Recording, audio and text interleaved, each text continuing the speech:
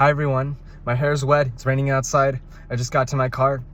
I just wrapped up my conversation with Melissa, and I feel like it's something that can resonate with a lot of people, not just in fitness, but in life.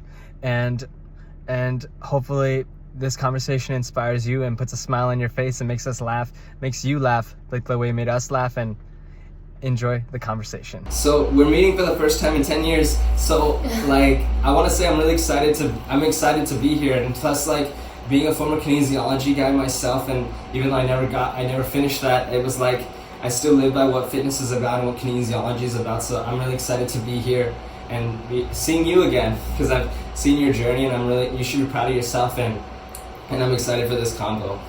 Yeah, me too. I know it has been a really long time. I can't believe 10 years since high school. Yeah. But yeah, my fitness journey started really because I was in a place of my life that I wasn't necessarily happy with who was looking back at me in the mirror. And I always was an athlete. I grew up playing soccer. Soccer was my passion. And that kind of drifted away from me when I got injured. And I couldn't play anymore. I lost 2 scholarships. And I actually really got into a depressed phase because I was like, I don't know what my life is like without soccer. And so I couldn't play my senior year, which I definitely stopped then caring about my health. I didn't realize that I was so healthy because I was so active at the same time, and so I could eat whatever I wanted and had 7 servings of pasta and totally be okay because I knew I was going to run it off. And so I stopped being athletic and I ate whatever I wanted. And then out of high school, I really started to just get into drinking and partying, and actually got into drugs a lot. And it wasn't until my almost second overdose is when I decided that something needed to change. And so I started going to the gym, and that felt good, but I also still kept my other bad habits. And so the two couldn't really blend together. It was almost like they was fighting each other. And then I decided I was going to quit drinking, and I did that for 2 years straight. Completely just dove into my health and fitness. I was going to the gym twice a day because at the time then I started to work at the gym, so I was there constantly and around people that also were determined to stay in shape, be healthy. And then after those 2 years, or within those 2 years of not drinking, I decided to then become a personal trainer. Because I wanted to help those who had struggled as well. And let them know that there is another side to that. There is another road that you can take besides the self-soothing and the partying and the drugs. And I occasionally will drink and go out, but it's nothing crazy or overdoing it, or I'm never belligerently drunk. And yeah, I honor my health and my fitness journey, and yeah. I like how you shared that. First of all, that's really inspiring, and I know that if you start a podcast, you're going to inspire even more people. I was going to say that I think I like how you were able to make the connections of, okay, this is how it all started. Because I never got the chance to play competitive sports, but I know that it's, obviously in high school I never got the chance to play, but I know it's the passion of the pain of like, oh, I'm injured, I can't play. So then it's easy to just be like, I've lost something that's really dear. It's almost kind of like you tie, it's like some people, like, I have experience helping players on the team that were injured for the boys varsity, and some of them were like, Josh, I don't know what I'm going to do. This is like a part of my identity. This is who I am. So when you lose something that's a part of who you are, it's like, it can be really like, it's hard to get out of that. It's a mental challenge. So I like how you're able to tie that to, it started from this, but then you're able to be like, you're able to basically, at your lowest point, you're like, okay, I want to make a change. Yeah. So I gotta ask, so what injury did you sustain when you were playing? What injury was it? And if you, knowing what you know now about fitness and about stretching and about rehab, what would you say to anybody that's going through that same injury? Here's how to rehab it. Here's how to bounce back. Yeah, I suffered a traumatic brain injury. Shit. And I thought it was good. I thought you were going to say ACL. I'm sorry. Oh God, I thought you were going to say ACL. It literally completely changed my life. Jeez. Yeah, when I first got injured, it was about my third concussion. I think I remember you telling me this. I got a concussion, Josh. I can't play. I said take deep breaths. I remember telling you take deep breaths. Yeah, well, at the time when I first got injured, it seemed like I couldn't play, but I wasn't at the point where I never could play. So I thought that I was doing recovery to go back into playing soccer again. But as I continued to recover, I guess I wasn't actually recovering. I got forearmed in the back of the head. Jeez. And so that was roughly about my third concussion. And it was about 2 weeks after, within healing from that, I actually got really dizzy. Not sure really why or how, what was going on. I thought I was actually getting better. At the time, I was living at my parents' house, and my room was upstairs. And so I felt this like dizzy feeling, and I was like, you know what, maybe I just need water. I don't know what this is like. And in the process of going to get my water, I passed out and I fell down my flight of stairs. Jesus Christ. And I fractured my ribs. My C1 vertebrae popped out. Jeez. And it was actually really weird seeing it in the x-ray, just kind of poking out. But I lost consciousness. All I remember is like waking up and these guys staring at me, which was my brothers. And it felt really weird. My parents took me to the hospital. I completely lost my short and long-term memory. And I essentially didn't really know who I was. After that, I gained a really bad stutter, and my processing was just completely off. It was hard for me to like function. It was harder for me to verbally speak because I couldn't find the words in my head. It wasn't connecting. And so I got really frustrated. I got really depressed. I didn't want to talk to anybody because I knew that talking meant that I wasn't going to be clear about what it is that I wanted to say, or I would just be stuttering, and that was so annoying. And so I went to this rehab facility in San Francisco. My mom would take me. I actually missed a lot of school my senior year, and I got truancy. And I didn't know if I was actually going to graduate.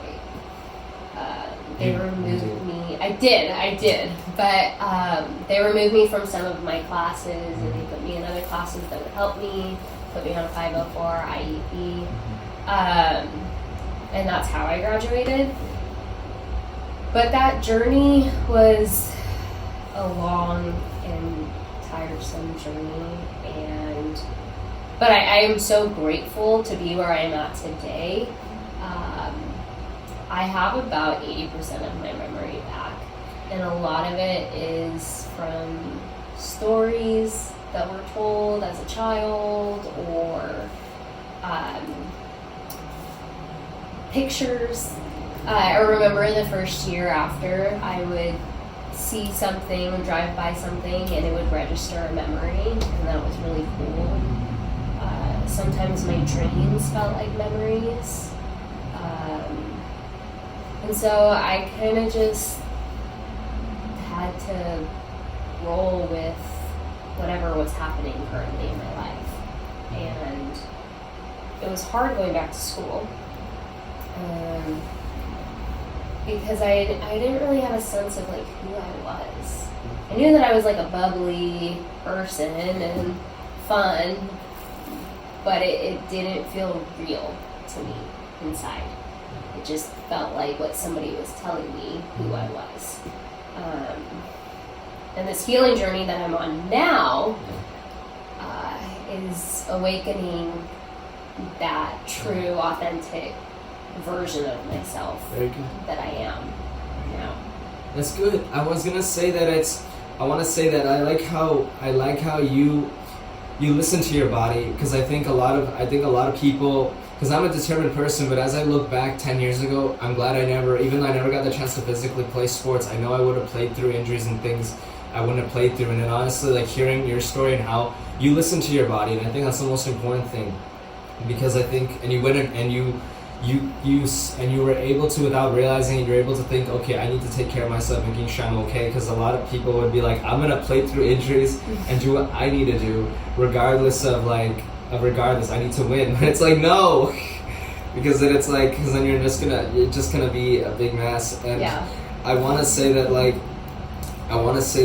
it's so it's kind of like, without realizing it, in the end now you're into fitness and you help so many clients. So ironically, what you went through, you're able to bring that experience to the table and be like, I went through this. So now you're able to, without realizing it, it's almost like fitness was even in your past a little bit, foreseeing the future a little bit. So it's like, it's crazy. It's like, I could be, I go to Corpus Christi, I'm already networking with some sports teams in the area, and 10 years ago I wanted to work with soccer players. So the owner of a soccer team in Corpus Christi Football Club is on my phone, speed dial, because I spoke to him recently. So it's sometimes there are just things that, like from 10 years ago, that comes back full circle. So yeah, I was gonna say that now if you have a client and they have an injury, you're like, hey, I know what you're going through. I've been there, man. Yeah, I've been there. totally.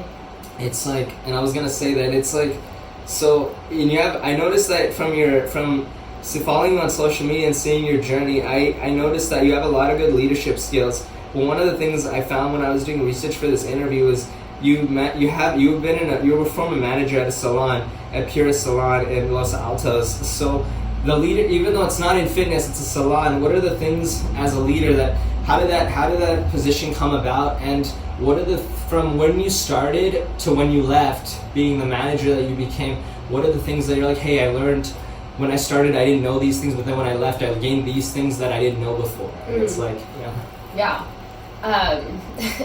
Actually, the salon job came as a surprise, I think, to everyone and myself. I didn't know anything about hair. I didn't know anything about the salon industry. At the time, I was training at Forma, and I had been doing a lot of 12-hour shifts, 12-hour days, back to back, and it just became really exhausting, and it just kind of started to burn me out, and I didn't like that feeling of something that I love being draining. And so I figured, you know what, maybe I can do this part-time and something else part-time. And so I started to look for jobs, part-time jobs, and honestly, I started to apply just to everything that popped up. And so I applied to the salon manager job. And they reached back out to me for an interview. And I was like, okay, why not? This sounds fun.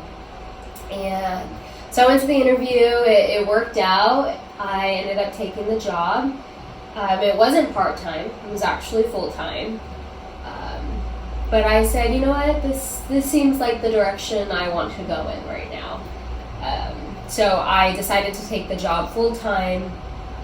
For about 6 months into the job, I was still actually training at Forma in the evenings. So after work, I would drive from Los Altos all the way to Santa Teresa during traffic hours. Oh God, man. And I would still train a few clients during the week. I didn't want to let that go. But about 6 to 8 months into working there, I decided to leave Forma completely and just do the managing at the salon. That job matured me in ways that I didn't know that I needed at the time. And honestly, I give a lot of credit to one of the co-owners, Diana. She's an amazing owner. She's an amazing mom. She's an amazing friend. And so she really was like a mentor to me. And when I would talk to her about life, I would talk to her about what's happening in the salon. Like she was my pea in the pod. Yeah. You know? And so I learned not only so much about hair and how to properly shampoo and take care of my hair, but I learned more about leadership, more about what it is to become a strong, independent woman and take care of myself and not seek anything outside of myself, but really truly develop my strong skills as a manager. And I had to handle a lot of situations from unhappy clients or just mean things clients would say, and to not react in the way that you would want to when a person is being mean or rude to you, and having to like stop, pause, breathe, and then speak in a healthy tone. That definitely helped me regulate a little bit more than I would have before. But yeah, there's so many beautiful souls at that salon, and it was really fun, and everybody there was just so loving and caring, and it was actually hard to leave. It wasn't a place that I'm just like, okay, bye, see you later. I was actually a little heartbroken when I decided to leave. And that decision only came to me because, well, hair and beauty is not my life. While it was a great opportunity to learn who I was, I realized that health and fitness is my life, and helping people and being a guide for others who are struggling or need healing or need help healing. And so during the last 6 months that I worked there, I started to train to become a health and life coach. And I realized that I needed more time to be put into that, and I was working a full-time job, so it was really hard for me to put in any effort towards that. So I decided to leave and properly leave. I gave a month notice. I found my replacement, and I didn't want to leave them hanging. They've treated me well for the 2 years that I was working there, and I was very honored and blessed for that. And so then I got into health, becoming a health and life coach. And then immediately I was like, nope, I want to do lymphatic massage. But yeah, that was kind of my journey at the salon. That's good. I like how you shared that it's not, because working at the salon is not just about hair, it's about other things like character virtues that you learn about leadership and working with people, and you understand the full weight of how important like hair is, and like because people would think like, oh, you're just cutting hair. No, there's more to it. There's like, it's like somebody's image, it's beauty. It's you're telling a story with your haircut. It's like, for me, I want to add some brown into my hair, but not right now. But it's like, I think about that. But that's, again, it's like, you know, we all have our own way of how we style our hair. It's about who we are, story that we want to tell, confidence that we give out. So I like how you were able to pick that up when you were there. That's really important, because a lot of people that would work in some places would be like, oh, I'm just here. No, you're there to learn other things too. You're not just there. You know? I gotta ask, is it true that you can burn someone's hair on the curling iron? Is that true?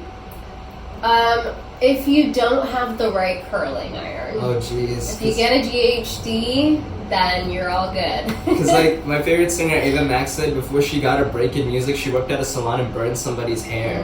Her job was to curl people's hair and she would burn it. Yeah. So I'm like, geez, you burned somebody's hair. It could happen if you don't have the right tools. Oh boy. So what if the hair is black? How can you tell if someone has dark hair that the hair is burned? Is there a way, or is it like, will it be like... You probably smell it. Oh, jeez. Oh, God. I didn't think about it like that. It's even worse. Oh, jeez. So it's like... And I just want to say, like, you getting your certification as a life coach and then you bring massage to the table, that was really good you did that, because now you have those two that go hand in hand. So I want to say this because I care, and if you're like, man, I shouldn't have done that. No, I'm here to say you did the right thing. You have those two. So you learning to be a life coach helps you with what you're doing here. So I want to say that it was so you don't have to be frustrated at yourself. It was a good thing you did that. Yeah. No, everything that I've ever experienced in my life, I use. Yeah. Whether it was a course that I took, whether it was a toxic relationship, whether it was a brutal beating that happened in my life, like I've been there too. Like everything that I've ever experienced in my life, I use today.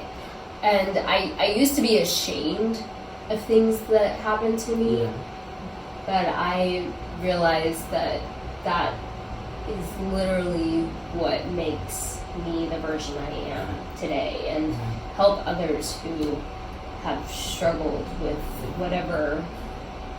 whether it's trauma to the head, whether it's, emotional or physical abuse. Like I've been there, and so it's like, why would I be ashamed of that when I can help others who might be struggling through that? Yeah, I mean, I agree. Like the things that we go through, and I want to say somebody really cool, like I crossed paths with, told me once, the people that won over the struggles is the people that are smiling, they're happy, they find ways to help others not go through what they went through. Those are the people like us that actually won over the struggle. Like yourself, you won over your struggles because you're happy, you're smiling, you're not grumpy like Squidward, and you're able to help other people going through what you went through. So you won over your struggles. Like, that's what I learned from someone a long time ago I crossed paths with. And so it's more like that person runs deep, but that's a whole other conversation. But so it's like, I want to ask, like, because you're certified in lymphatic massage, and I want to, for me, when I hear that, not just with me, but I want you to go into more detail, but for me, when I personally hear lymphatic massage, I think deep, really deep. It's not your average massage, it's really going deep in there. Like, I got scars and I got scar tissue, and if I take my shoes off, you'll see that my feet are not hot, they're not sexy, because it's like there's scars there, and it's like I got, but the point is that so when I think of lymphatic, just the word lymphatic, I think deep. But for anyone that doesn't know, what's a lymphatic massage therapist? What is lymphatic, and how did you come across lymphatic? Did someone tell you about it? Did you read it in a book? Yeah, actually, lymphatic is very gentle. Oh wow. Your lymphatic system lives right under the skin and right above the muscle. So it's actually a very gentle approach. And it's a detox system. So it detoxes through your kidneys and your liver. But essentially it is the manipulation of moving the lymphatic, your lymphatic vessels to the lymph nodes to help drain. And I learned about lymphatic because I've always struggled with digestive issues, and a lot of like I went to doctors growing up, and they were like, oh, you have a gluten allergy, oh, you're lactose intolerant, don't eat red meat. And it was just like always something new, it was always something different, and nothing changed. I would always have these like really bad stabbing pains in my stomach, until one day I saw a doctor, and she was like, oh, actually I think this has to do with stress. And at the time, I believe I was like 15 years old. And my mom was like, no, that can't be it. But I was like, oh, maybe, maybe that might be it. But I still struggled. But I didn't eat the red meat, I didn't have the milk, I didn't, I adjusted my diet however I was supposed to at the time. And it helped. I would get the pains here and there. But then as an adult, I was like, there's no way that this should be happening all of the time. Like, there's no way I should feel so inflamed and so bloated and just really gross after I eat a nutritious meal. Like, there's no way. And I started to do research, and I came across the lymphatic system. And so your main lymphatic system lives in your gut, and it acts as a pump when you do deep breathing. It's not like your heart, where heart pumps for you. So deep breathing helps your lymphatic system turn on.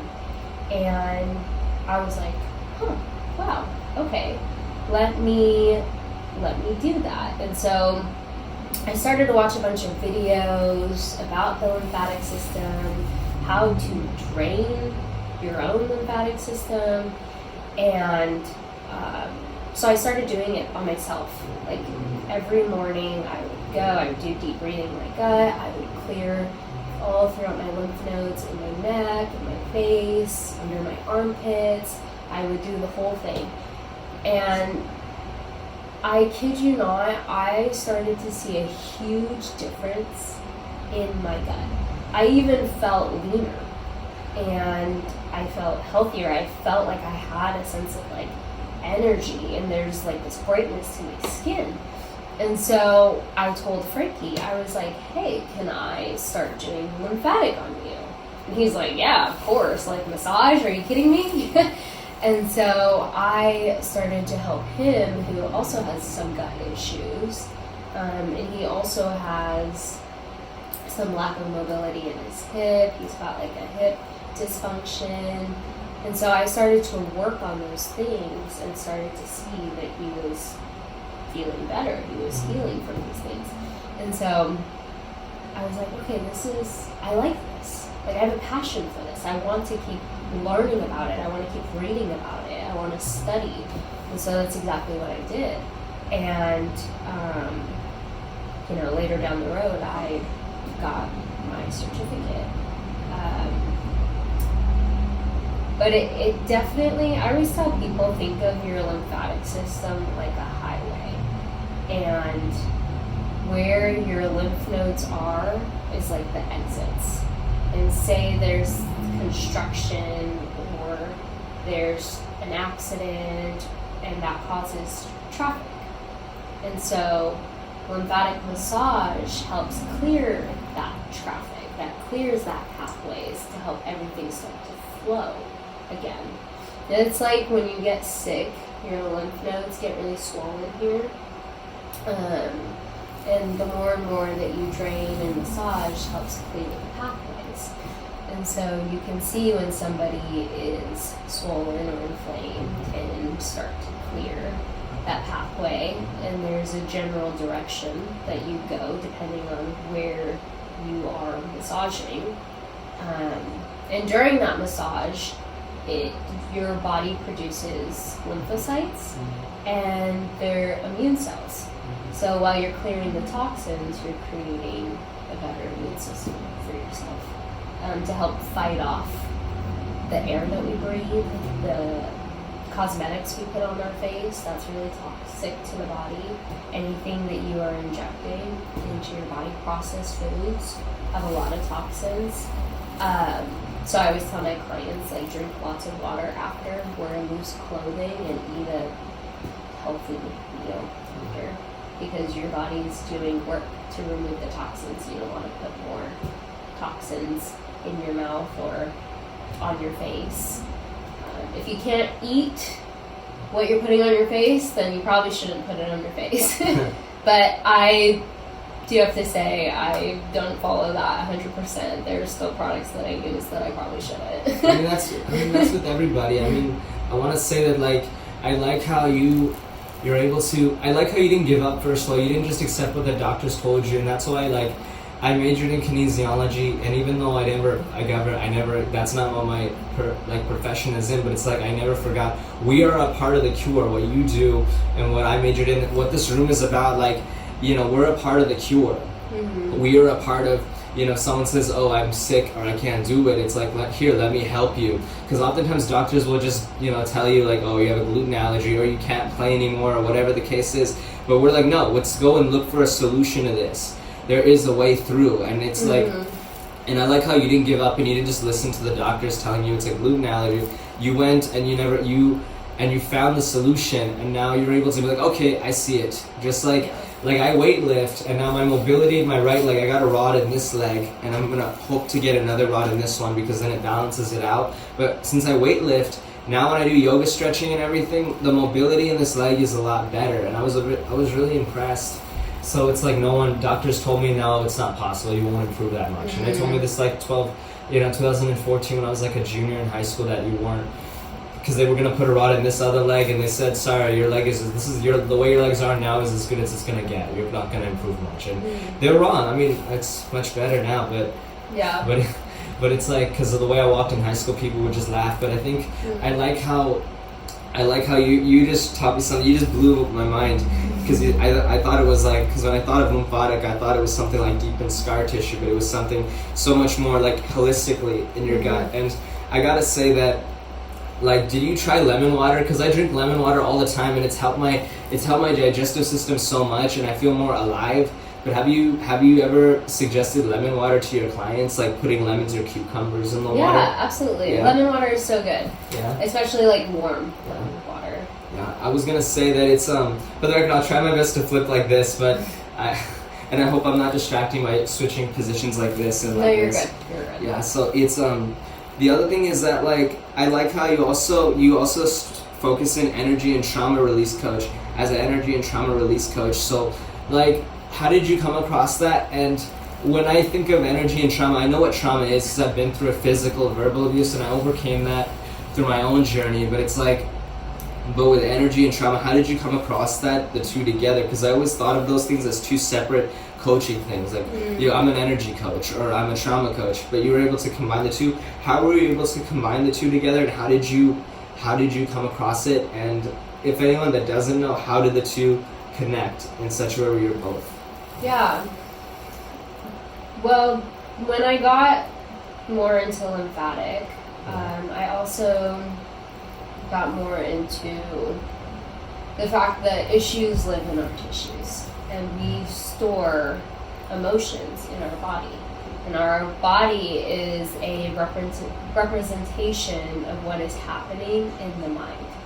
And so I might be doing a massage and feel a lot of pain or suffering in someone's body.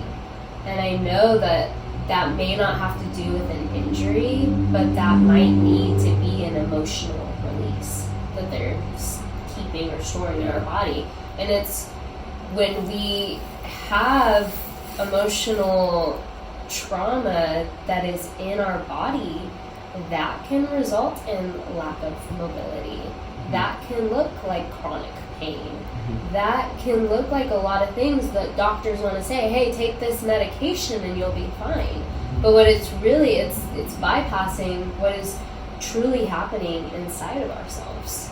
That might, you might have shoulder surgery, and then you might have wounds that you carry that now go into that shoulder because it's a little bit weaker. And so we put our pain and suffering into something and say, oh no, it's because I had shoulder surgery. It's like, okay, but maybe it's a little bit more than that. Yeah. Maybe you're carrying something that you've been carrying for a long time, and that needs to be taken a look at. And so sometimes with my clients, they might need to have an emotional release. They might cry. And I am just a safe space. I'm not here to tell you, hey, you should do this, or you need to talk about this, or you know, I am just a space to allow somebody to go through whatever it is that they need to go through. And it might look like me on an area that might be painful for them inside, maybe not physically, but emotionally. And when that arises, I might ask the client, like, what is coming up for you? And they can either respond or not respond. Like I said, this space is solely for them to release what it is. Or maybe later they go home and say, okay, I need to take a look at this. You know, this is really painful for me. Then what is coming up? Is it my self-worth? Is it my abandonment issues? Is it my codependency? Like, what lives there? Or what do we tell ourselves, you know, to make the pain not be there anymore? So I help people identify that, or be a safe space for somebody to release their emotions, and there's no judgment. I think everybody struggles with something. Everybody has a life that they maybe don't want to carry, or things that they don't want to talk about, or things that they want to avoid. And that's okay. I'm here if you want to become aware of that, and you don't want it in your body anymore. You don't want to feel that feeling that you do all the time. Or you feel like you're being called to grow or change, but something's holding you back. And it's this old story that we tell ourselves that sometimes it's time to let go of. Yeah. I want to say psychology will always be a part of my personal development, and it's what I'm also a certified life coach, and I studied psychology as well. But I really like how you just blew my mind also, because I didn't think about someone that had shoulder surgery. I would be like, oh, it's because of the scar tissue. It's going to tighten up because after surgery. But then the fact that you're like, no, it's not just going to be tight because of the surgery. It's going to be so much more. Maybe they're carrying on to something. So that's something that I didn't think about. You're right. And I think, and also I like how with everything you're sharing, it kind of reminds me of not just my journey with healing from my trauma, and also I do full body yoga and everything. So I found that also a form of tapping meditation. Mm-hmm. So I found that I also agree with you, it allowed when you're not, because now that I do yoga and everything and I stretch my body, I feel like I now feel a lot more emotion and things I didn't feel before. Now I I can't remember what movie it was, but there was a movie I saw recently, I almost cried. I'm like, why am I, this is, even when I got to LA and I started doing tapping meditation in LA and I discovered it, I was like, why am I crying at this movie?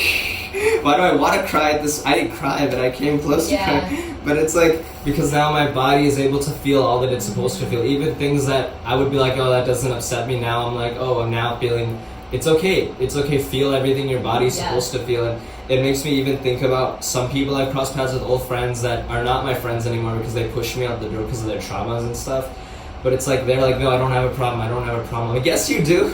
Yeah. But it's but you think but before I ask another question, I want to ask somebody that's oh, I don't have a problem, because I did have an old friend of mine. She had a lot of potential to go and help a lot of people, wanted to go to law school, came from a really traumatic home and stuff like that, and drug addicted father and everything, and she would sleep around, and I would tell her, look, you got trauma, you need to go get help. And she's like, Josh, I don't got a problem, you're my best friend. And then when that trigger went off, who pushed it? She pushed me out the door. So, but she still till this day refuses. Other friends have told her, look, what you did to Josh is wrong. He didn't do it. You have a problem. He's been good to you. And she's like, no, I don't got it. And she still denies it. So to anyone, even your clients and anyone that you've crossed paths with, that you're like, hey, look, you need to release your trauma. You got problems. And they're like, no, I'm not. I'm in denial. I'm not gonna. How would you? What is something that anyone listening to this, and even myself as a life coach, what is something you can do to kind of like have that break the ice moment with them, where you're like, look, here's how to get through to you. You really do got a problem. How do you make them like understand and stop being stuck in their way? Yeah.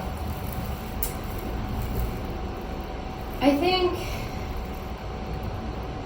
people who,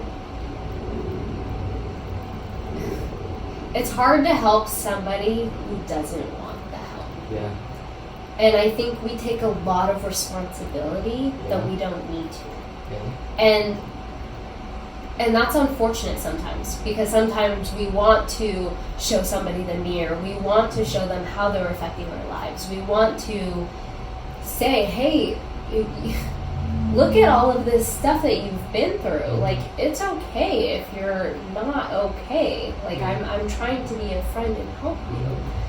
And it's hard when somebody doesn't want to be aware of that. And we say, well, what can I do? And I think that only represents ourselves. And that shows us that maybe we want to help because we wanted somebody to help us in our time of need, but that doesn't necessarily mean that that same person needs that. And so that might mean loving someone from a distance. That might mean saying, hey, I will always be here when you feel like you're ready or wanting to explore your traumas or your pains. But this isn't a healthy relationship for me. And we want so badly to be the fixer, the healer, the person they run to. But when it comes down to it, it's like you can't help somebody who does not want to be aware of themselves. And so it's not our responsibility to say, hey, I'm going to point this finger at you, you need help. Because what is that representing in ourselves? Have we fully healed everything inside of ourselves? Have we fully been aware of our reactions, our habits, our shit that comes up, And it's hard. It's hard to take a look at somebody you love, knowing that they have a lot of pain and suffering and they don't want help. Like, what do? And you have to ask yourself, do you want this friendship where I'm going to be treated like this? Or am I going to say, hey, I will always have an open door. There's nothing against you. And maybe in time they'll realize, oh my God, yeah, I am the way that I am because of this, and this, I shouldn't have treated my friend like that. And then that's their decision to say, like, hey, I'm really sorry. Or maybe they avoid it again. Maybe they self-soothe. Maybe they, I'm not saying to ever give up on someone, because I don't believe in that, and I think that people who push you away really actually want to be close to them. But saying, hey, I will always be here for you. I will keep checking in on you even if you never respond back to me. If somebody's really going through a rough time, letting them know that. But also, is this person affecting you to where you're changing your life for them, or changing your views on yourself, or wanting to fix something? Or where does that come from within yourself? Like, what does fixing someone do for you? Does that make sense? Yeah, it does make sense. I think, that's actually something that I think a lot of people it's like the best thing you can do is offer the help, and I'm here to help you, but they have to want it themselves. It's like you train clients that are like determined, and there are probably some clients you cross paths with that aren't as motivated to listen to. It's not just about lifting, but it's also taking the feedback you tell them. Like, look, you gotta stop eating the Oreos, or look, you gotta start taking cold showers, or you gotta do some stretching in your hip flexors. And it's a matter of like, you know, are they willing to help themselves, you know? And I think with what you share, that's true. That's really true. And it's about also protecting yourself at the same time. And it also kind of gives you perspective on my friend. Till this day, my friend, I don't want to go into it because I'm not a negative Nancy or anything like that, but my friend till this day, she's still doing the same nonsense she was doing when we were at Mission College together. She's still just doing a whole bunch of things, and I think she got high recently, but it's just like, yeah. I think one thing is for sure, I think the person that I think you can get through to her, I think maybe you and her could have a good conversation and help her if she's willing to listen. But yeah, I'm trying to address myself, so I don't fall off the seat. Oh yeah, you're good. Yeah, you know, when I was struggling, I didn't know that I needed help. You know? Yeah. Even if someone, like when I was in a really abusive relationship, like I fought through that on my own. Yeah. And like if somebody told me like, hey, you're doing something wrong, you shouldn't be in that relationship, you gotta get out, like blah blah blah and all this stuff, I would close off. I wouldn't want that help. And it isn't truly until you go through a hard time, and like that man put me in the hospital. Shit. And is he in jail? No. Oh my god. But you know, it's sometimes that person has got to go through it on their own. Yeah. And we want to help, we want to do everything that we can, but it isn't until we see ourselves that maybe this isn't the way to go. It's almost kind of like, it's like I've crossed paths with people, like back in LA I did a lot of freelance for businesses, and one of them was a business, and I'm not going to reveal names, I refuse to reveal names, but it's like this person was one of the most hardworking people I've ever met. I learned a lot from her, because when you work with entrepreneurs, you learn not just about their product, but about entrepreneurship. You have the entrepreneurship mindset, problem solving. So this person was much older than me. This person was like 66 years old, you know, and I was 26. I'm now 28. I'm going on 29 in a few months. But it's like, you know, it's like, so I have more of at the time I had more of like a 2024 I had more of a 2023 like technology digital approach. She doesn't. She's older than me, and I would tell Nina, oh shit, I just revealed her name. I just said, look, you need to do this, you need to do that, and I'd say certain things, and to keep it simple, she ended the contract sooner than we expected, and it's kind of like, because she wasn't willing to listen to the things she needed to do, and still to this day, like, she still has trust issues that she doesn't want to work with anyone. It's just her running the store. There's no other associates. It's like someone in a band doing all the singing, doing all the percussion, doing all the keyboardist, and it's like you need other people there. So again, it goes back to what you said, trauma. Is that person willing to help themselves? And she, you know, and I think just knowing that the resources are around, at least they know, you know? Yeah. And I'm always here if she needs my help, you know. I'm gonna bleep out that, by the way. Anyone, I don't want to reveal any names, but the other thing I want to say is I know we touched on soccer for a bit, but I just a little bit on your experience. But I want to, like, in terms of your injury, but I want to go back to when you were playing, because I feel like that needs to be recognized. I would go to the games, I'd see you, so I want to know, like, how did you find out your love of soccer, and what was your position on the field? And it's kind of like, did you have any players you looked up to specifically, or a team, and just kind of like your experience, and how did you get a scholarship? How did the scholarships happen? Because I feel like now that you work as a coach and you help so many clients, I feel like the things that you gain, and I want to say this because I'm a caring person and I care, like everything you went through as a soccer player, from the scholarships and everything you went through, like you learn about persistence, hard work, never giving up, going after a goal with all your heart and giving everything you got inside. Because a lot of people think that when a goal doesn't happen for you, it's like, oh, this was all for nothing, I lost. But it's like, no, you gain so many character virtues that you can take with you for the rest of your life. Like a lot of people don't know that. So I'm just saying this from my heart because I care and I don't want you to feel sad, and I'm just saying this from my heart so you know this, so you walk away and be like, I don't feel sad anymore about that.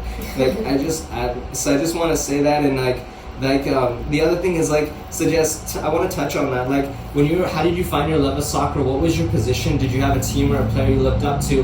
And how did you get a scholarship? And if anyone that's trying to get a scholarship, what advice would you give them on going after and getting a scholarship? Because I know it's not easy, and I have my perspective, but you have the playing experience. That's better than me. So yeah. I started playing soccer when I was 4 years old. Yeah. And I never stopped playing. I really loved it. My mom coached me when I was younger. Was she hard on you? And,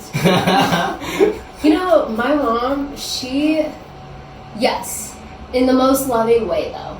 And like what? Like yelling, like, come on, you're fat, you're slow, pick up, defend, you gotta defend. What? No, not like that.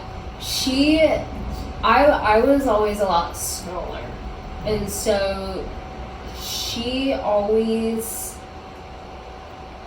wanted me to be tougher during the game. Mm-hmm. And we would, box out, like in basketball. We would do that in soccer. And she would always have me do that because I was always the smaller one. And so I got really good at protecting the ball and keeping them away from me. Mm-hmm. And so my mom and I would practice that, and she would push me and elbow me and I would keep my solid ground. Uh-huh. And I got really good. She taught me how to be a lefty. And so I think I remember you telling me you were a left footer. Mm-hmm. I remember you told me that. I remember. Yeah. And so I was able to play both sides of the field really well. When I was younger, I played forward a lot.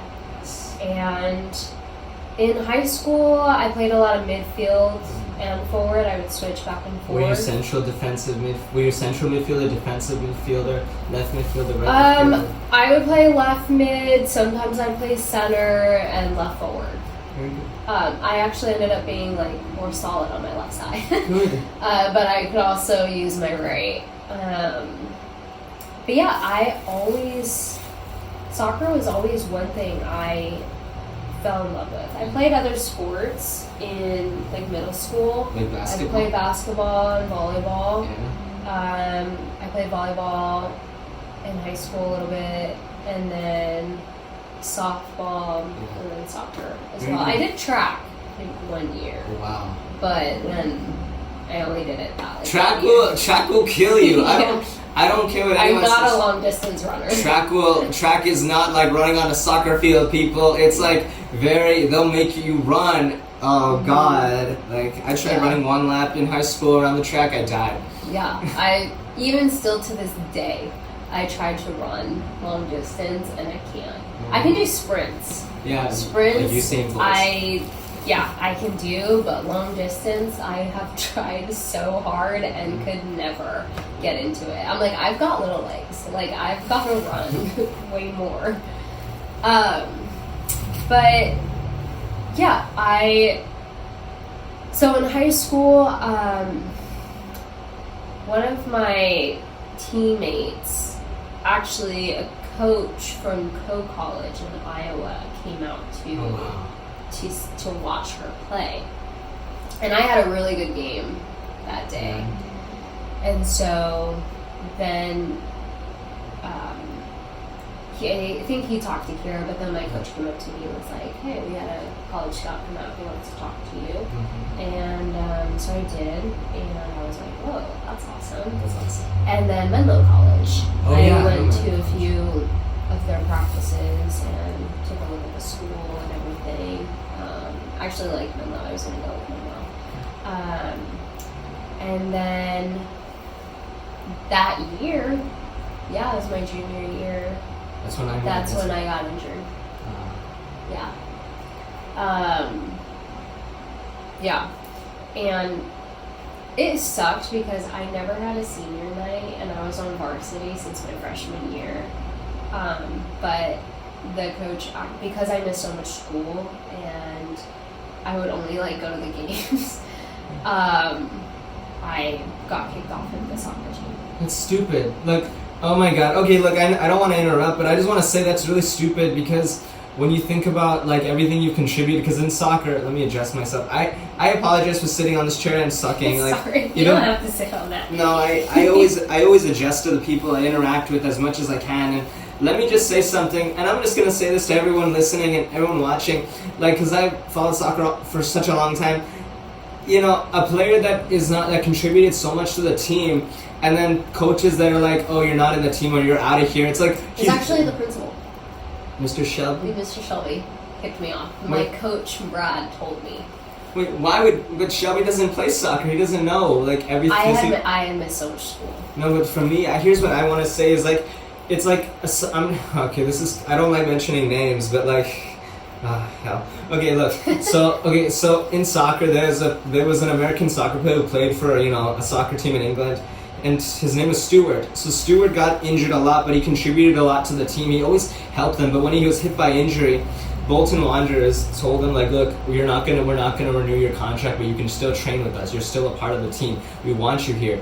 So that's respect. There's always a level of respect, and Mr. Shelby, it's like what he did is, I have respect for him, but it just, because I've had conversations with the guy so many times on campus. Great guy to talk to, but he doesn't know soccer. You need to know the sport, just like if someone told me to know something about baseball, not so much, but he doesn't watch all the games. He hasn't seen your contributes on the field and also off the field. If you were to ask me in high school, I would have spoken nothing but positive things about you, right? So for him to do that, it's like if I knew what I knew now, I would go back in time and tell myself at 17, I had my own problems with anxiety and I had the bad posture and I was walking crazy, but I would have told myself, look, you need to go tell Mr. Shelby to not throw Melissa off. He doesn't know soccer. He's like being like a soccer owner that tells the coach you need to get rid of that player, but it's like you don't even watch the games. You don't know the sport. You're just the guy in charge.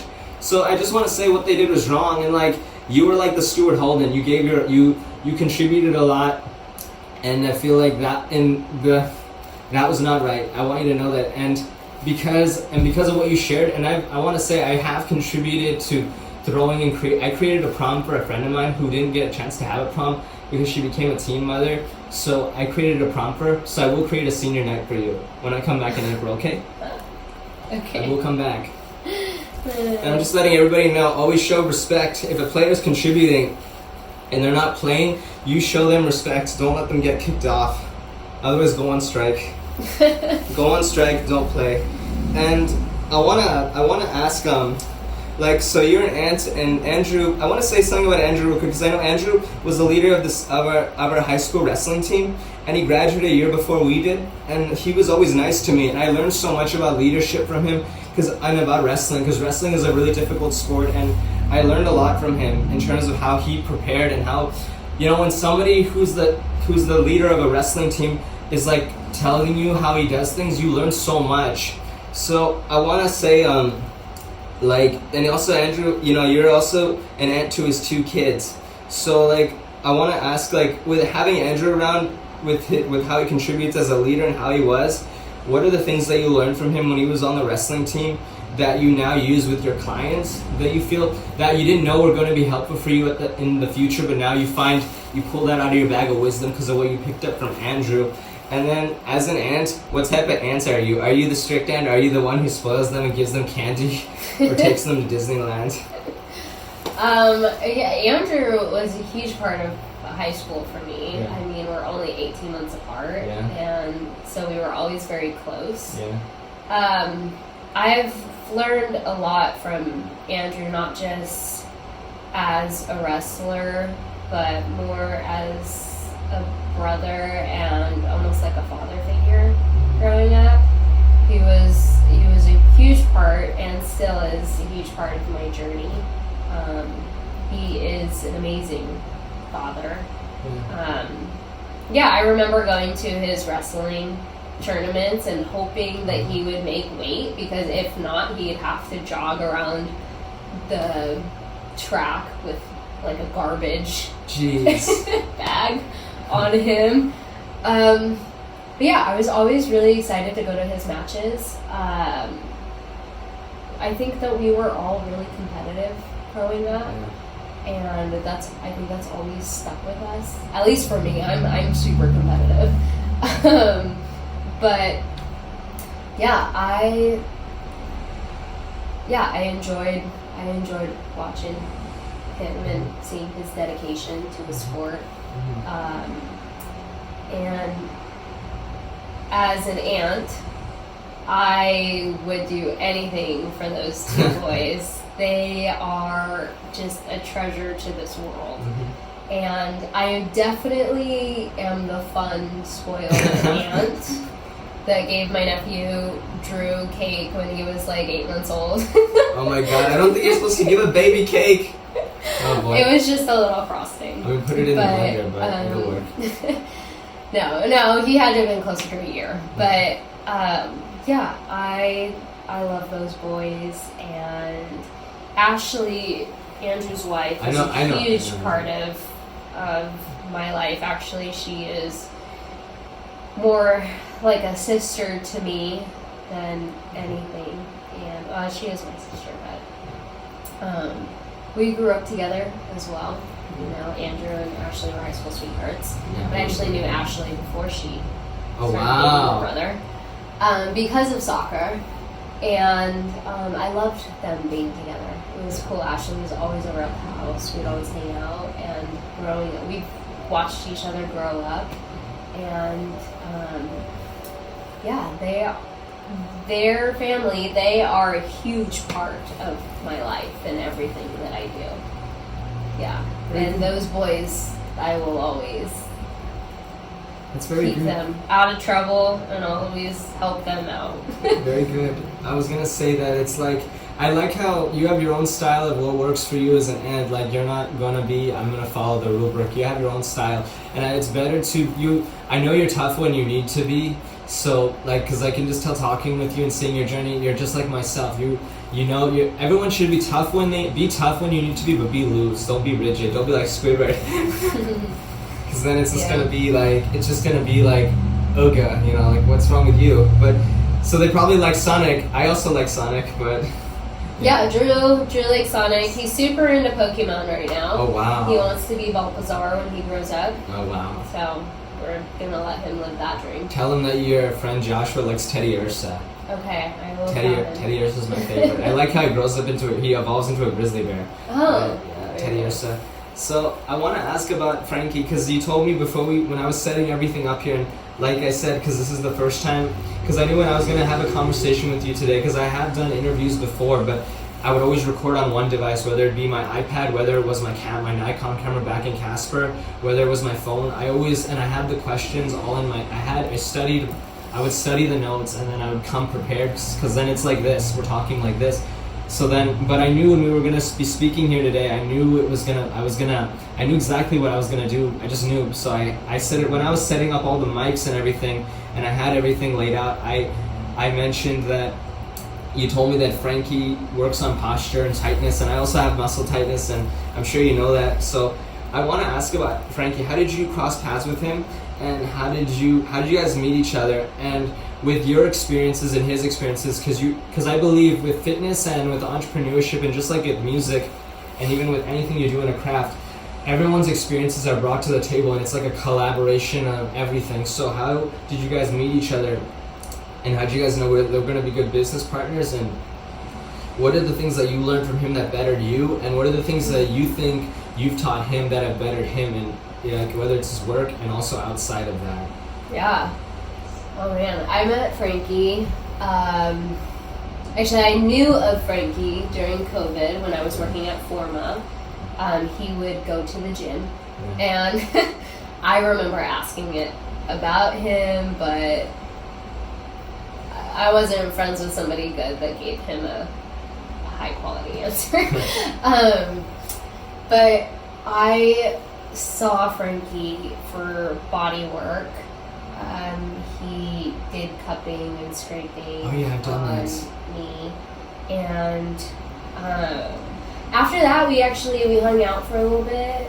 Nothing really ever came to it. We did a couple of workouts together, but that was kind of it.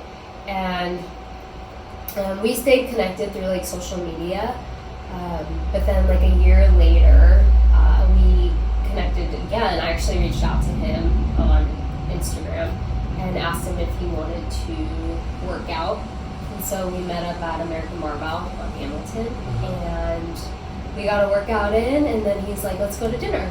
And so I was like, okay. So we went to Lord Hicks in downtown Convo, and then we went and got ice cream after. And then it wasn't long after that before we started dating. Yay! And yeah, I mean, you know my whole journey through that. And so when we moved in here, this was just a regular garage, and he was still working at Paragon Body. He was renting a room there, and he decided that he wanted to make this space his workspace. At the time, we actually split for a little while, and during the construction of this, I wasn't really around much. We would see each other here and there, but we were both kind of on this healing journey, and in that healing journey, we were triggering each other a lot, and so the space just like wasn't healthy. So I decided to take my space, and he stayed here and made this. And then shortly after this was done, we connected again, and we kind of worked things out. And so I moved back here, and his work started to change. Before he was just doing like the cupping and scraping, and then he got into more like posture alignment and more deeper healing, meditation, and we both kind of started to dive deeper into our passions and what we're really good at. And so something I learned from Frankie was to actually take more time to myself and figure out what it is that I truly love and want to offer the world. And I see him doing that a lot. He's always connecting with himself. He's always figuring out how he can better himself, how he can better his work and his life and everything that surrounds him. And so that motivated me to really find out what truly I want to do, what inspires me, and that's with like body healing and massage. And in that, we both created a safe space for people to do like a medicine journey. And what that is providing psychedelics and a safe space for somebody to go inward, kind of like what we were talking about earlier, how like issues live in your tissues, and to allow themselves space to become aware of what's truly going on inside of themselves. And we help facilitate that for people to do that, and that's something that we've created together through our own healing and our own personal growth. And I think something that I've provided for him is that he doesn't have to, I think, be so hard and he can go deeper into that emotional side. And I've even allowed myself to go into more emotional. Sometimes I'm like, why am I crying? What is wrong with me? Like, why am I so emotional right now? But in that space of healing and growing, and you really do bring out a more emotional side within yourself. And I think that I've created a safe space for him to do that as well. And You know, we still struggle with our triggers and our traumas, and that life seems like, what the heck is happening sometimes, or where are we going? I feel like I'm in a rut, or I feel like I'm falling off the face of the planet, you know? But we continue to use the tools that we have, like meditation and prayer and regulating, breathing. And so even Frankie teaches like how to properly breathe, different types of breathing techniques, and I help my clients regulate and get back to a parasympathetic state. A lot of us live in a sympathetic state, and we wonder why we have digestive issues and chronic pain. But yeah, we've created this space for people to come and heal, that really want to take a look at themselves, not just say, hey, I have a shoulder problem, I have a knee problem, but like it goes deeper than that. It goes deeper than like, how are you actually carrying yourself? Like, how are you, like, it starts with your feet. Like, how are you taking each step that you're taking, you know? And the people that really want to look at the big picture, not just this small thing that they're going through, like, we are really there to help somebody grow and change and look at themselves, truly. I think a lot of us wear masks, and we put masks on that we've had to during survival modes. And when you get to a place that you don't have to be in survival anymore, that's really scary, because that's all you've ever known. Why would you take a healthier path, you know? And it's hard, but we're actively going through it. We can understand what that's like for somebody, and we have the space for somebody to come and experience that. Very good. I mean, I want to know, like, because you talk, first of all, like, that's really good, and I feel, I always do this, people. This is why, even as a kid, I never could sit crisscross on the floor with all the other kids. But the thing that I want to say is, like, you shared something that a lot of people don't think about, because I've been in a relationship for 4 years, and recently, like, it's been crazy. She left me. We broke up a long time ago, but we're still talking, but then she just cut me off recently. But she has, it's like, without going into big run, you're going to go through ups and downs, and you share that you and Frankie go through ups and downs, but you always come back and you compromise and you work through it. That's what it's about. It's a team thing. It's as a soccer player, once said, his name is Michu, he played for Swansea, and when Wilfred Bonny came to the club, they said, Michu, Wilfred Bonny might take your spot. How do you feel about that? He's like, it's a team thing. It's a team game. So just like a relationship in general, any partnership, any relationship, whether it's on the field or whether it's in work or even in a marriage or a relationship, it's a team thing. You compromise, you communicate, you find ways to support each other. It's going to be there are going to be ups and downs, and you shared that. And I think you'd be good as a dating advice coach on YouTube or something. I think so. And I like how I was gonna ask, because I wanted to ask about some one of the points here, but I want to say, what would you say are really important character traits and virtues for, like, from your experience with Frankie and your experience as a person, like everything, what do you think is important for a relationship to be strong, like stone? Yeah. I think respect is huge. Respect is love, truly. And when you respect your partner, you respect their boundaries, you respect their triggers, you respect who they are as a person. And when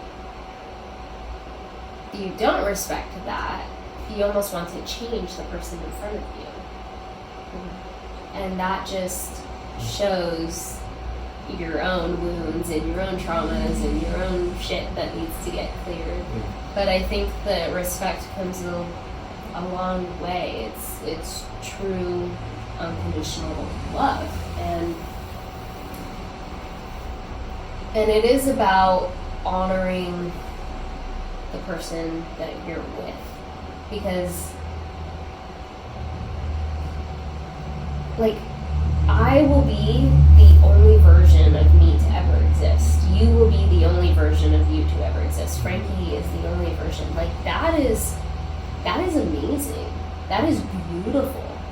And that doesn't always mean that it looks good. Sometimes it's damaging. Sometimes this person has been through a lot. Sometimes this person needs more effort in other areas. That doesn't make them broken or damaged. But when you can love somebody through the flaws and the chaos and the damage, like that's when you truly look at somebody that you can respect. And I think if you respect each other, you'll in every aspect, you know, even the boundaries and the fears and the triggers and things that you might say, oh, I thought we were past that, you know. It's like, oh, well, we're healing or we're growing, so I respect that that's still coming up for you, you know. And I don't have it all figured out. Half of the time I don't even know what I'm saying.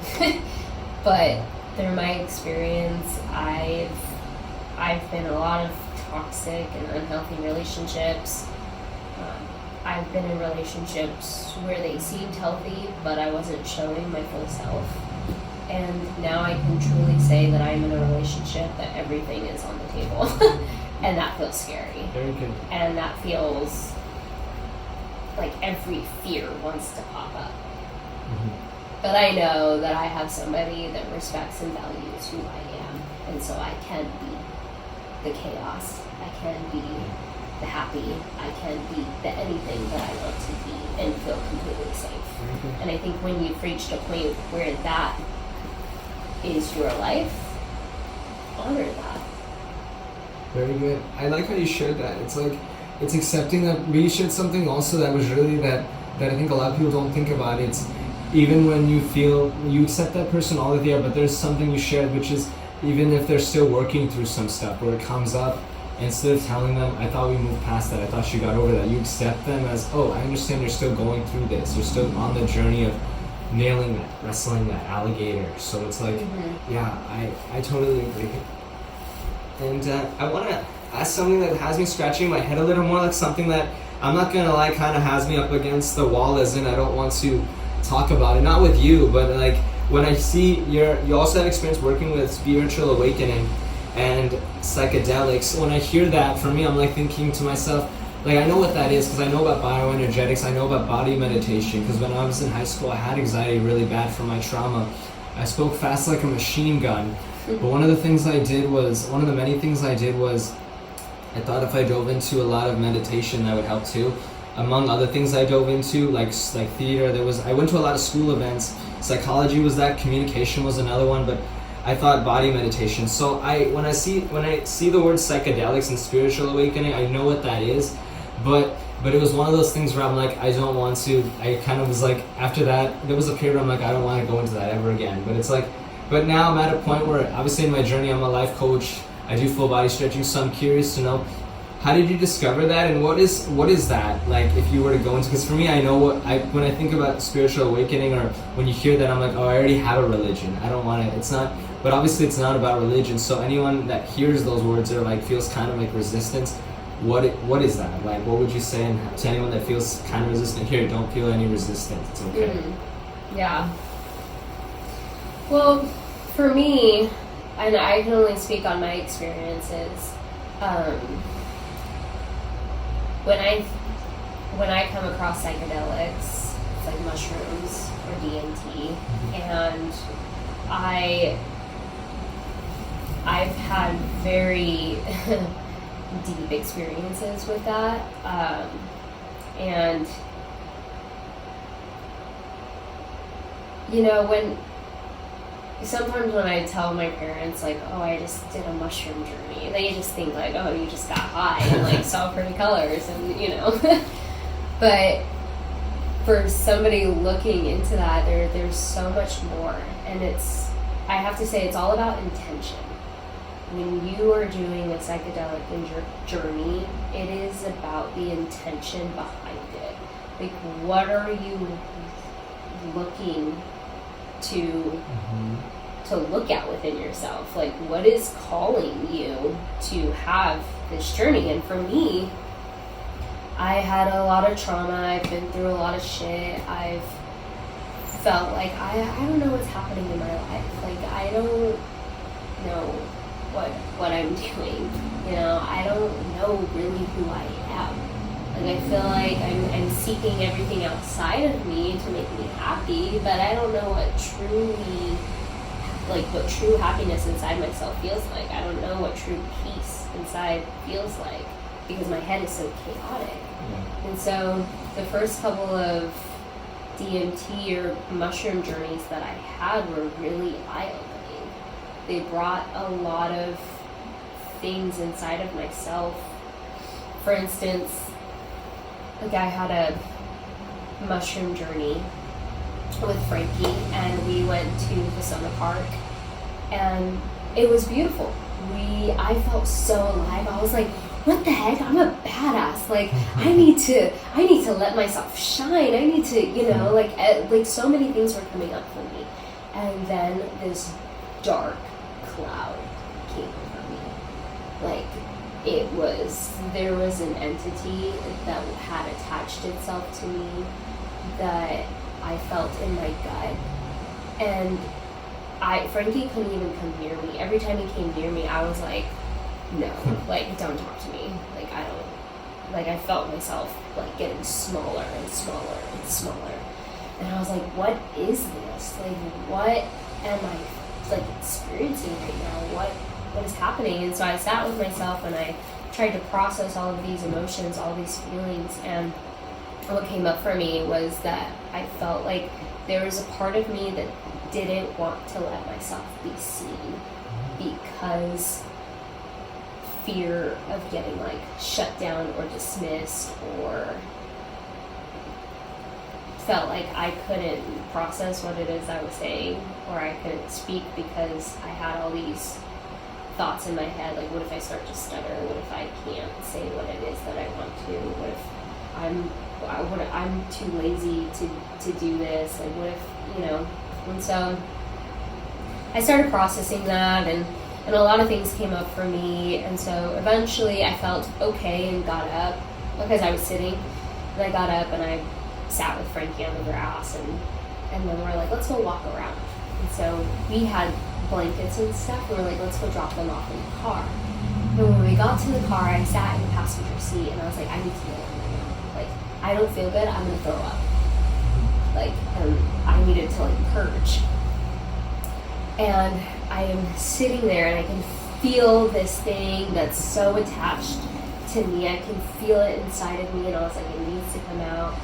And I just, like, I was sitting outside of the car like this, and I, like, started, like, driving, like, I was, like, spitting up, and I was just, like, letting it out. And all of a sudden, this, like, huge roar or scream or whatever that was inside of me just, like, came out. And I was, like, yelling and, like, roaring to the floor and just, like, spitting up. And later on, Frankie was like, yeah, I heard you in the parking lot. And he was like, I was just laughing because I know exactly what it is you're going through. But whatever that was, whatever was inside of me, I just let it out. And I felt so much better after. Like, the clouds all went away. Like, I didn't feel this, like, tight pressure in my chest. I felt just relieved. And so we enjoyed, you know, the rest of the day there. But I always tell people, like, just because you're taking mushrooms or just because you're looking to go on a spiritual journey doesn't always mean it's going to be sunshine and rainbows. Like, whatever was inside of me was truly calling me to take a look at it. And sometimes that looks sad, sometimes that looks painful, sometimes it's the most agony that you've ever been in, but it needs to be seen. It needs to be called forward. Yeah. You need to take a look at it.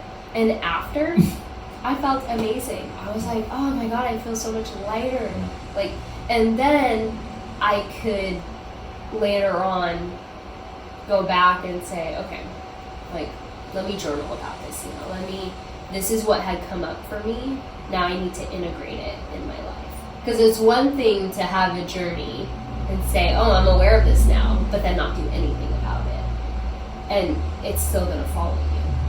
And then it's like, okay, I know what I need to do. I know what I need to integrate in my life. I know what is coming up for me. I know this wound has come up for me.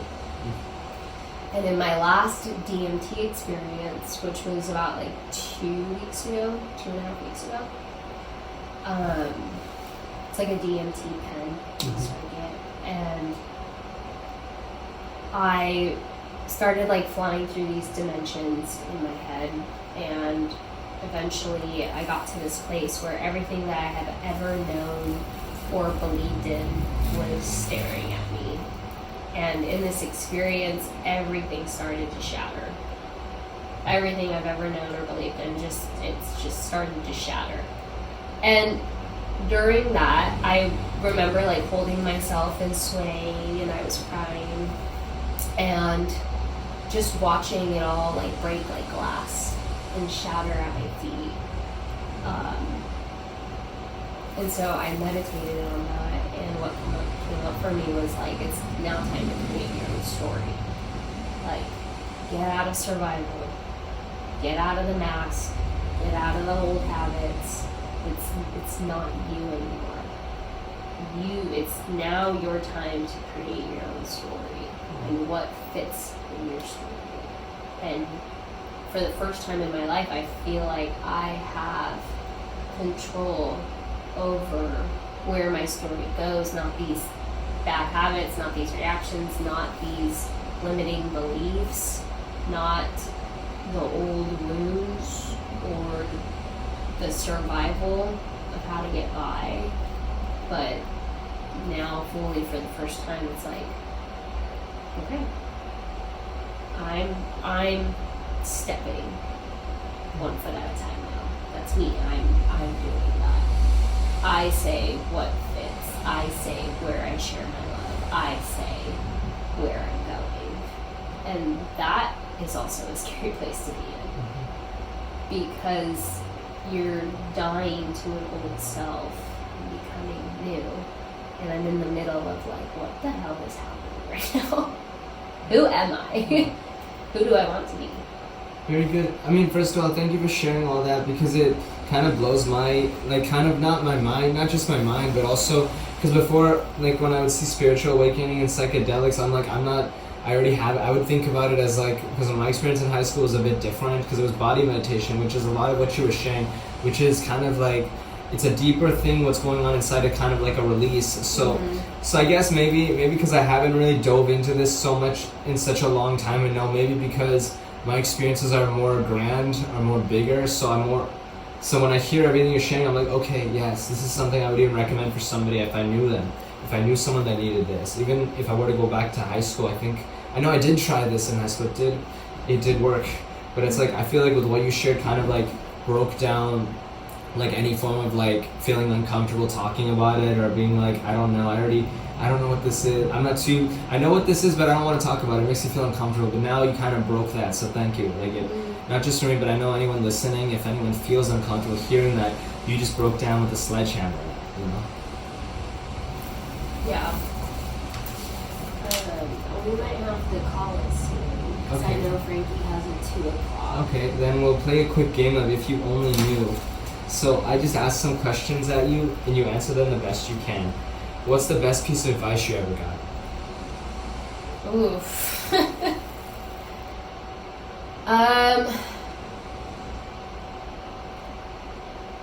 To always keep your childlike self alive.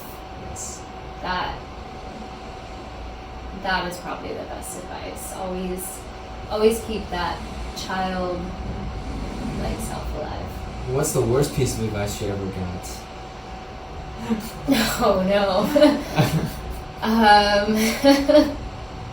The worst piece of advice I've ever got.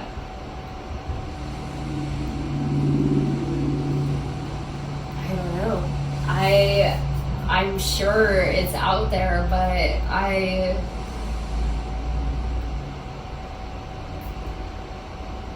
It's okay. I guess I don't really take advice much often. It's okay. It's I kind okay. of just roll with myself. It's alright. What is something that you believe to be true only to find out later on it wasn't true? Oh man. That I'm gonna be really bad at playing this game. That's okay. Do the best you can. If you say you don't know.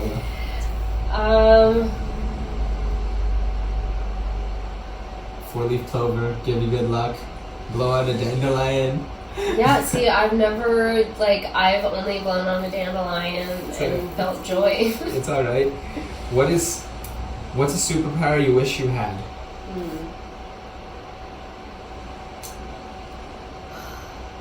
I wish I could just teleport anywhere. Wow.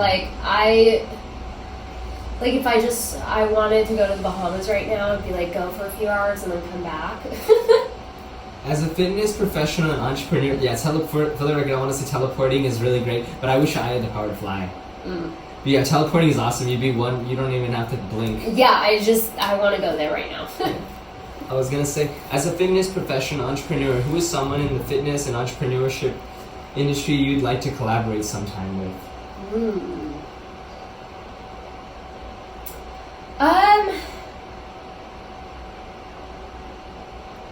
Joe Rogan. Yes. Yeah, he's like real and just tough and like. Yes. I like that. I think I learned how to do push-ups from him a long time ago. Oh really? Yeah, and I was gonna say, what is something that was something? Oh yeah, hold on. I was gonna say, who is your teenage celebrity crush? Oh, I was obsessed with Paul Walker. Oh wow. Yeah, and that rip because, yeah, I had a deep love for Paul Walker, and Bradley Cooper. Oh wow. Yeah, I don't like older men. I never had a crush on like the young ones. My crush was Francia Raisa. She was in Secret Life of American Teenager. All throughout my teenagers, like, I wanted to marry her, and my friends were like, Josh, she's like 10, 11 years older than you. I said, I don't care. I love Francia Raisa.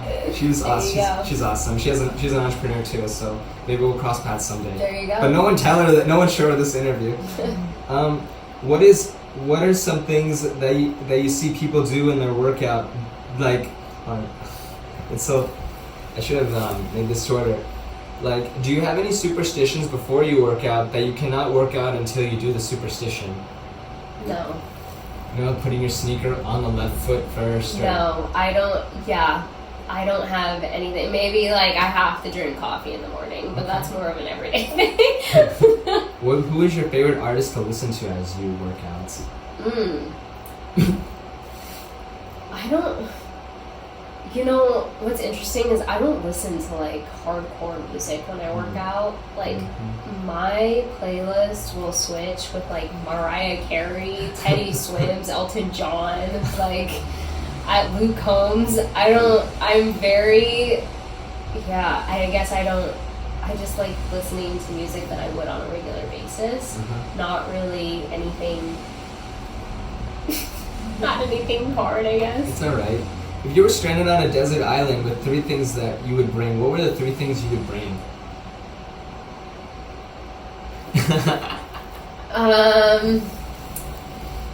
A boat. A boat. Some fruit and like a speaker that can play music.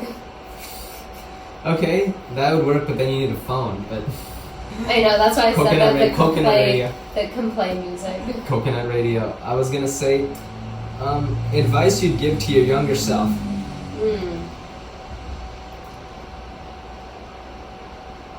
It's okay to be yourself. Very good. What is some things that tick you off? That tick me off? Yeah. Oh.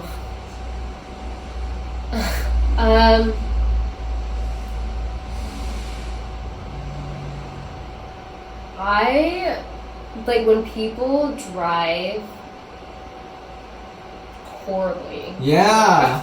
That on my way. that frustrates me so much. That happens to me on my way over here. Actually, somebody almost like I was just down there, and like he was close to me. I was like, dude.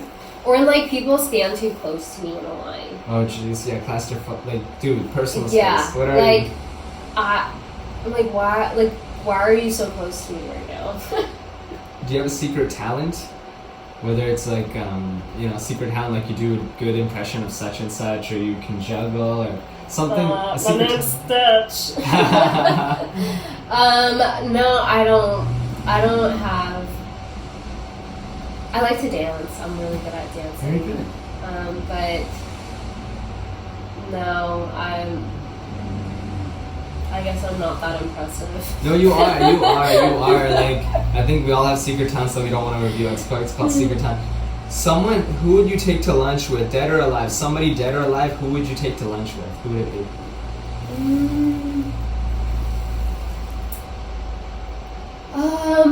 Ooh.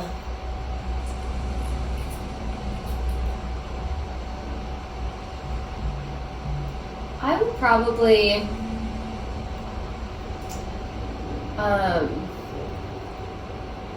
I probably want to take my Uncle Todd. He passed away when I was young, and I would love to hear everything that he has to say about his life and how my aunts and uncles were. Give me the tea. Good, very good. And finally, Melissa Hernandez in 10 years. In 10 years, wow. I would like to have a following with a podcast. I would love to be a mom. And honestly live like a really simple, healthy life that I don't have to worry about finances or crazy living situation. Just a nice, simple, healthy, loving life. Very good, very good. I'm really glad we had this conversation here today. I'm glad, like, this is really great. Like, I felt like I just went to class and I got so much. With everything you shared, you kind of blew my mind. I'm sure you blew a lot of people's minds when they listen to this because, this was a really great conversation. I really enjoyed it. And amazing. Yeah, thank you so much. I'm so honored. Yeah, and we'll do this again sometime maybe. Yeah, for sure. Maybe on my podcast. Yeah, I'll be like, hey, what's up? This time people will actually see me. Yeah. Okay, cut. Boom. Amazing. That was good.